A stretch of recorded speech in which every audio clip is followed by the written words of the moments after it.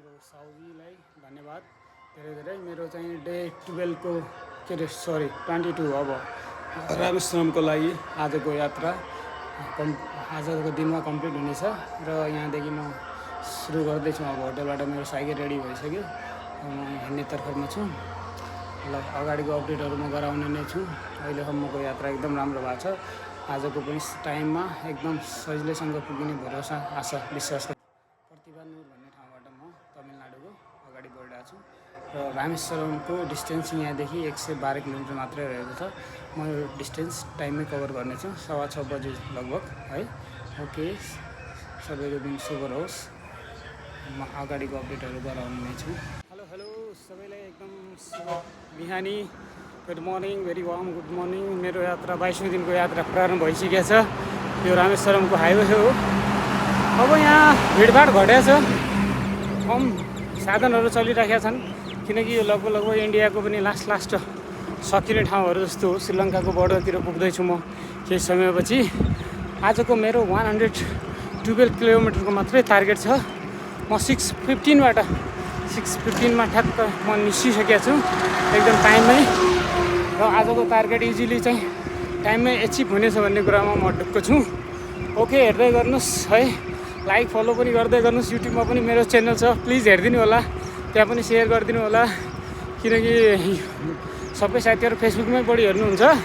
म युट्युबमा पनि छ मेरो च्यानल। म त्यति धेरै दुःख कष्ट तपाईँहरूको माया प्रेम पाइएला भनेर त हो नि गर्यो। तपाईँहरूलाई पनि नयाँ नयाँ ठाउँहरू देखाउँछु। कति टाढा टाढासम्म साइकलमा यस्तो घाममा न पानी न थकान भनेर दिनभरि कुद्या हुन्छु है।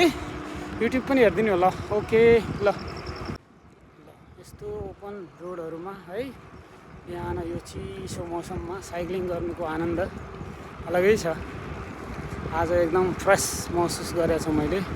अब किनकि मेरो लगभग यो एउटा last day of the final भनौँ, टार्गेटलाई एचिभ गर्नुको लागि अन्तिम दिन हो जुन म सङ्घर्ष गरिरहेको छु बिहानैदेखि।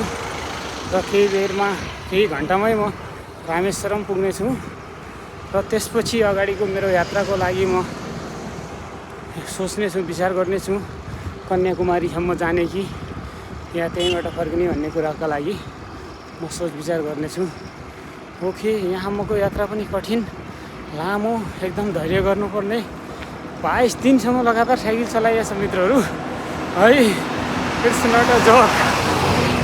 हाइवेको गर्मी अनि यस्तो कति साधनहरू चल्छन्, केयर गर्नुपर्ने खतरा थियो। यो एउटा सानो काँटी, एउटा सानो के भन्छन् काँडा, त्यसलाई देख्दा कति डर लाग्थ्यो कहाँबाट हाइवेबाट छिरिहाल्छन् फेरि मसिना तारहरू रोडमा है। धेरै बिजी भयो नि त यहाँ त, ट्रान्सपोर्टहरू धेरै चल्ने भयो, सामान पनि लग्ने भयो कहीँ न कहीँबाट, कहीँनिर लागिहाल्दो रहेछ। फेरि टायर ट्युब जति चेन्ज गऱ्यो भने छ्यास भ्यान्चर भइदिने कि अनि हावा गोल मेरो गाह्रो। ओके ल, फाइनली पुगिँदैछ।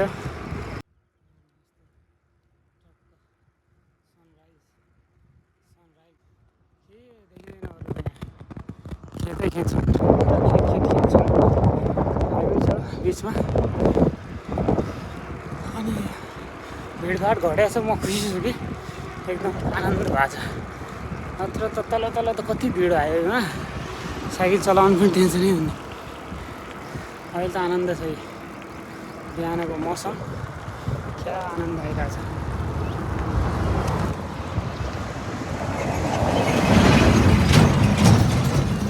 छुट्टै मजा छ यो राइडको, अहिलेको स्पेसल राइड तमिलनाडुमा आएर है। तमिलनाडुसम्म साइक्लिङ गरियो OMG. It's 22 days on the road on the cycle. Okay, रमाइलो फिल भइरहेको छ अब डेस्टिनेसनको नजिकसम्म।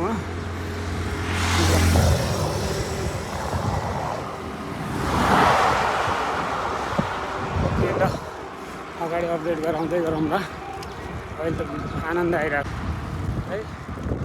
फेरि अहिले पछाडि राखिराख्यो नदी, रमाइलो छ। नदीको चिसो हावा देखिन्छ। झाडीहरूले ढाकिया छ। अब म पुग्दैछु मेरो गन्तव्यको नजिक। Feeling amazing. ओके, नदी त यसले ढाक्यो, ठ्याक्कै यसकै पछाडि छ है नदी पनि। अब अलि अगाडिबाट देखिन्छ कि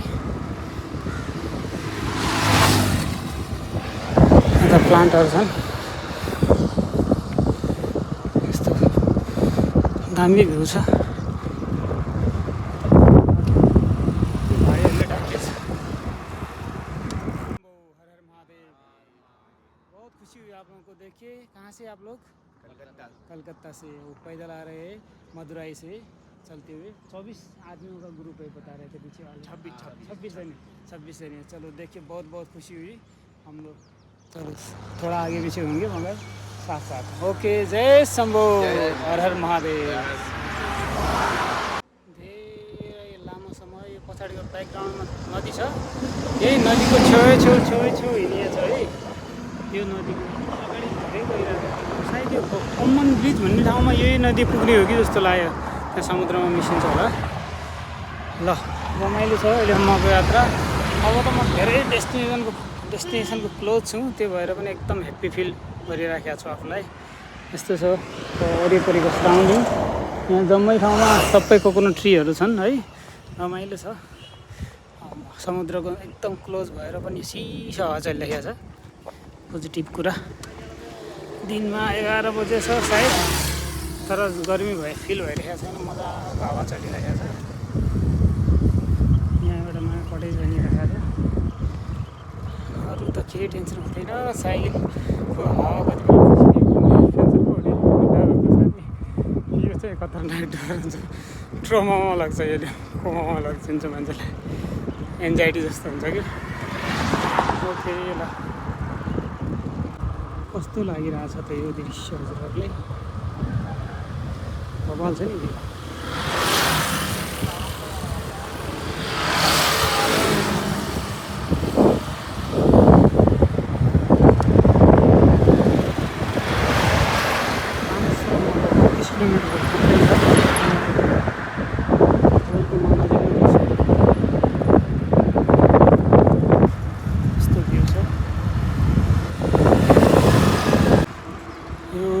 यात्रा जर्नीलाई म कम्प्लिट गर्न गइरहेको छु। अब 32 किलोमिटर मात्र यहाँदेखि बाँकी देखाउँछ। Rameswaram only 32 kilometre from here. So I am feeling happy. एकदम लक्ष्यतिर पुग्दैछु। केही बेरमा 1-2 घन्टाभित्रै 1-1.5 घन्टाभित्रै म आफ्नो लक्ष्यलाई एचिभ गर्नेछु भन्ने आशामा छु। रमाइलो छ। यस्तो चिसो हावा चलिरहेको छ। एकदमै आनन्द दिने खालको इन्भाइरोमेन्ट छ। एकदम रमाइलो।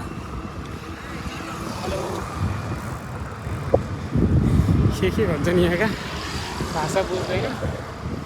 अरू त राम्रो छन् मान्छेहरू, भाषाकै प्रब्लम हुने रहेछ। ओके, ल एकछिनमा म फाइनल अपडेट पनि दिनेछु।